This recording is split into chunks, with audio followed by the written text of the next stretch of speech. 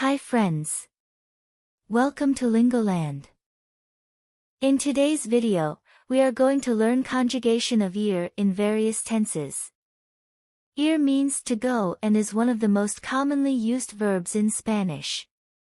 So let's get started. Present tense. Presente.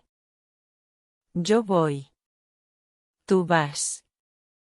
Él, ella, usted va. Nosotros vamos.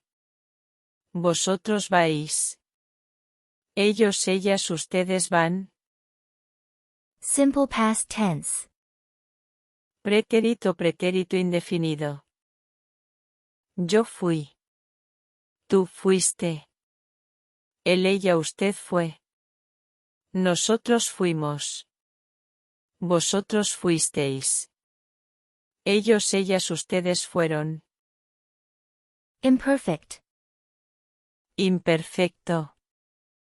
Yo iba. Tú ibas. Él, ella, usted iba. Nosotros íbamos. Vosotros ibais. Ellos, ellas, ustedes iban. Conditional. Condicional. Yo iría. Tú irías. Él, ella, usted iría. Nosotros iríamos. Vosotros iríais. Ellos, ellas, ustedes irían. Future tense. Futuro. Yo iré. Tú irás. Él, ella, usted irá. Nosotros iremos. Vosotros iréis.